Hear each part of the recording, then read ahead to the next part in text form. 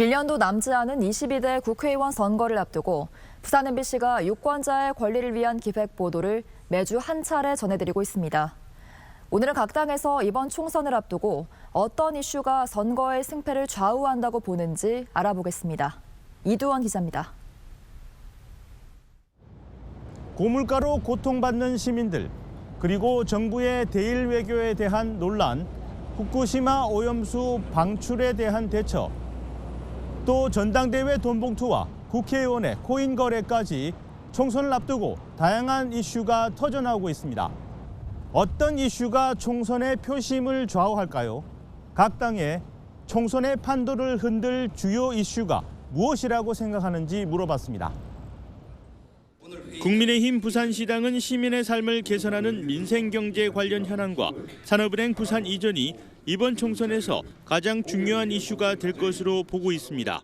또 전세 사기 대책 마련 등 어느 당이 유권자에게 실질적이고 즉각적인 도움을 줄 수 있는 정책을 펴느냐와 정치에 대한 신뢰를 얻을 수 있는지가 중요하다고 밝혔습니다.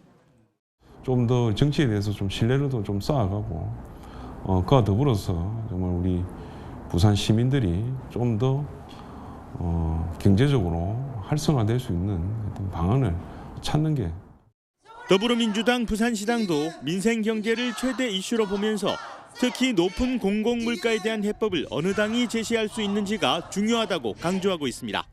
또 일본 후쿠시마 원전 오염수 방류 문제가 수산업이 주요 산업인 부산의 경제에 치명적인 위협을 줄 이슈라며 이에 대한 대처가 표심에 영향을 줄 것으로 보고 있습니다. 특히나 부산은 이 후쿠시마 오염수 그리고 후쿠시마 수산물 이런 것들에 대응하는 앞으로 민주당의 구체적인 활동들을 계획하고 진행해 나갈 예정입니다. 정의당 부산시당은 정치 불신도 총선과 관련된 중요한 문제이지만 부산에서는 교통정책과 원전 문제가 주요 이슈가 될 것으로 보고 있습니다. 교통정책은 비효율성을 개선하고 공공성을 강화해 나가는 것이 중요하며 원전 핵폐기물 저장소 문제를 어떻게 해결해 나가느냐가 시민 표심에 영향을 줄 것으로 본다는 겁니다. 원전이 있으면 필연적으로 나올 수밖에 없는 고전의 핵폐기물에 대한 임시 저장소의 문제도 사회적 합의를 통한 그런 부산을 떠나는 문제라든지 이러한 부분들에 대해서 부산의 목소리를 내야 된다. 진보당 부산시당은 정부의 외교 정책을 미국에 대한 저자세 외교, 일본에 대한 굴욕 외교로 보고 이 문제를 총선의 승패를 결정짓는 주요 이슈로 보고 있습니다. 미국과의 관계에서 일방적으로 미국의 이익만 챙겨주고 있는 것은 아닌지, 또 일본에 대한 외교를 보면 정부가 역사 인식이 있는지 의심스럽고 유권자의 평가를 받아야 한다는 겁니다. 100년 전의 일로 일본을 무릎 꿇게 할 수 없다. 그러면 우리나라 3.1절, 광복절 다 없애야죠.